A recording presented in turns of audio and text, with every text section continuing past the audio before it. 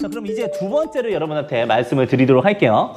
자, 두 번째는 이제부터 좀 실질적입니다.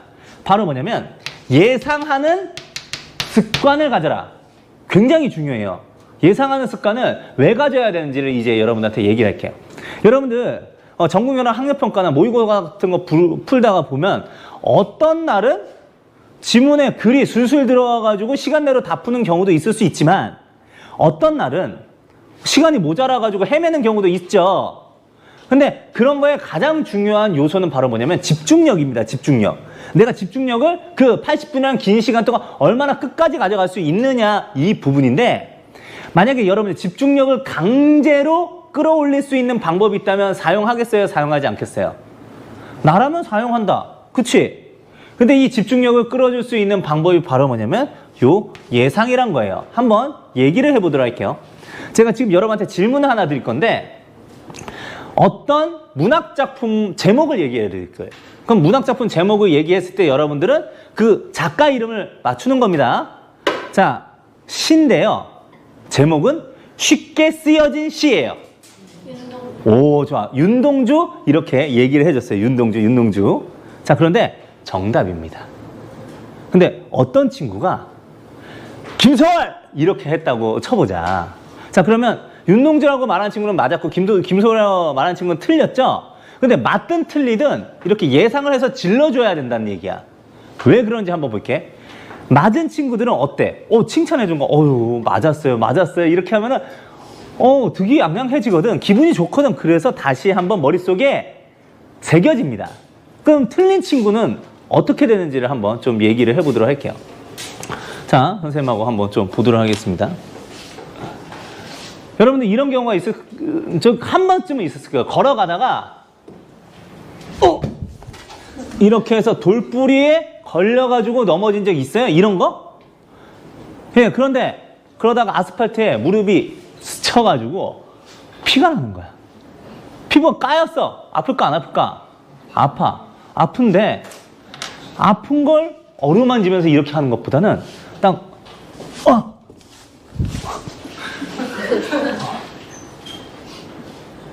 주변을 살피면서 아무 일 없었던 것처럼 이렇게 하는 경우 있어요? 없어요? 있어요. 왜 그러냐면 사실 그거 다 사람들 봤잖아. 우리의 그 꼬락서니를 다 봤다고요.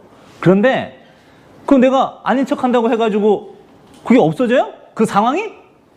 안 없어짐에도 불구하고 사람이 수치스럽고 부끄러워서 마치 그 일이 있었지만 없었던 것처럼 하고 싶은 마음이 발동돼가지고 그냥 멀쩡한 척 이렇게 하는 거라고. 근데 그게 어떤 원리로 되냐면 예를 들면 이렇게 해보자. 아까 쉽게 쓰여진 시 윤동주가 아니고 김소리라고 한 친구한테 야 윤동주잖아 그것도 모르냐?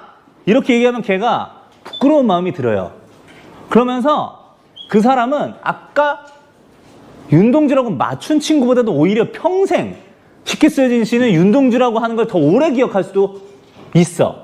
이걸 우리가 뭐라고 하면 복원심리라고 합니다. 뇌과학적으로 얘기를 하자면 말이죠. 근데 우리가 예상을 계속 하는데 맞든 틀리든 간에 맞으면 기분 좋아서 더 잘 새겨지고 틀리면 어떻게 되냐면 내가 정보를 수정하는 과정에서 내 머릿속에 다시 한번 각인이 되는 거야. 알겠어요? 수치심의 정도가 아무도 못 봤으니까 미미할 수는 있지만 틀렸네 하나도 그래도 약간 조금 기분이 불쾌함이 있을 수 있는데 그게 오히려 내 기억에는 도움이 될 수가 있다는 얘기죠. 알겠어요? 그래서 적극적으로 예상을 하면 내가 집중력을 계속 가져갈 수 있는데 여러분하고 한번 예상하는 방법들을 몇 가지 한번 만나보도록 하겠습니다. 자, 한번 여러분하고 이걸 보여드릴게요. 제가 지금부터 첫 번째 문단 만 한번 읽어드리도록 할게요. 제 머릿속에 있는 어떤 글의 첫 번째 문단만 읽어드리는데 이 제한된 정보만 가지고 여러분들이 이 글 전체의 큰 그림을 예상을 해보는 겁니다. 자, 지금 한번 해보도록 할게요.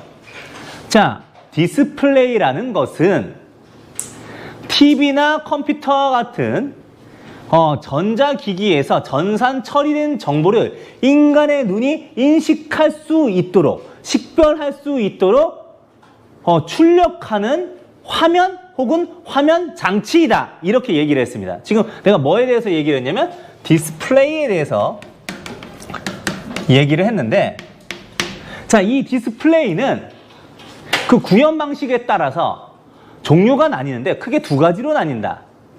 자, 가스 방전을 통해서 색상과 형태를 구현하는 PDP, 플라즈마 디스플레이가 있고, 액정의 결정력을 활용하여 색상과 형태를 구현하는 LCD가 있다. 그런데 이 PDP와 LCD는 각각의 장단점이 분명하게 존재하여 고객들이 구매를 해야 할 때 고민에 빠지게 만든다. 이렇게 얘기를 했습니다. 자, 지금 디스플레이 다음에 어떤 정보를 줬어요?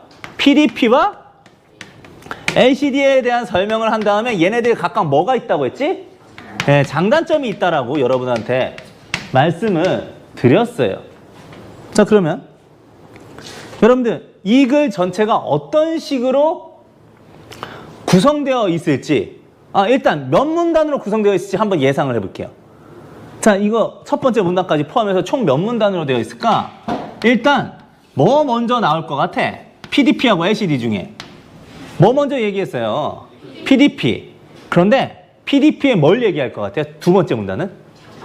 PDP의 장점. 물론 장단점을 한 번에 얘기하는 경우도 있을 수 있어요. 하지만 장점과 단점이 굉장히 많다면 각각 문단을 나눠가지고 진행을 하겠지. 자, 그럼 당연히 세 번째 문단은 뭐에 대해서 얘기할까? PDP의 단점에 대해서 얘기를 할 거고요. 자, 그러면 이제 네 번째 문단은요, LCD의 장점, 그 다음에 다섯 번째 문단은 LCD의 단점, 이렇게 얘기를 할 거예요. 자, 그럼 우리가 이 큰 그림을 예상할 수 있을 뿐만 아니라 사실 우리가 글을 독해를 하다 보면 진행해 가는 과정에서 내용까지도 더 구체적으로 예상을 할 수 있어요. 예상의 끈은 놓치면 안 돼요. 자, 한번 보겠습니다. 자, PDP의 장점은 일단 얘기를 한번 해볼게. 자, PDP의 장점은 일단 구입비가 싸.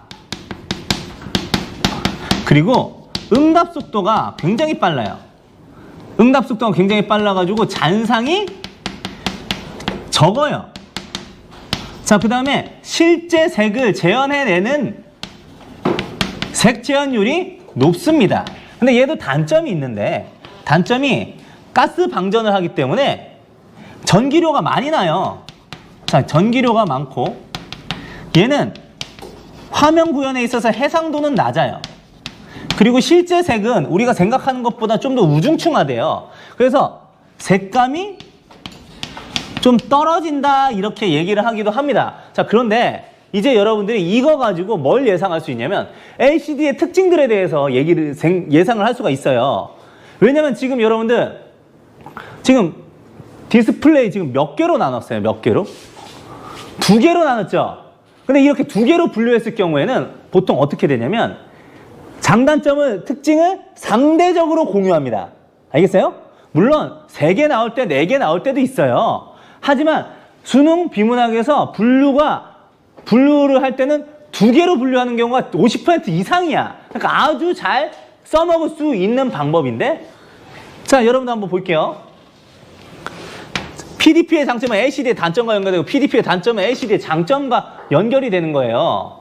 보겠습니다. LCD의 장점 뭘 것 같아요? 여러분들이 예상을 해줄게. 뭘까? 전기료 낮고, 그 다음에 해상도 높고, 색감이 화사해. 아주 좋아. 자, 그러면 LCD의 단점은 어떻게 될까?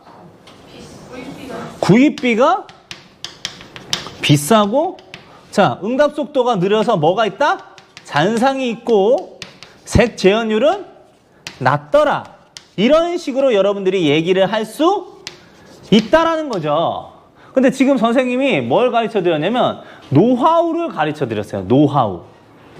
근데 선생님이 이런 거 한두 개만 가지고 있는 게 아니고 굉장히 많은 노하우를 가지고 있기 때문에 여러분들이 그거를 하나씩 배우면 좀 더 구체적으로 뭐 할 수 있다? 예상할 수 있다는 얘기예요. 그럼 여러분들이 이 예상을 계속 가지고 된다면 독해를 할 때 꾸준함도 같이 가져가는 거라는 걸 여러분한테 말씀을 드리도록 하겠습니다. 아시겠죠? 자, 그러면 이제 가장 중요한 거를 또 여러분한테 말씀드리도록 할게요. 원래 마지막이 주인공이에요.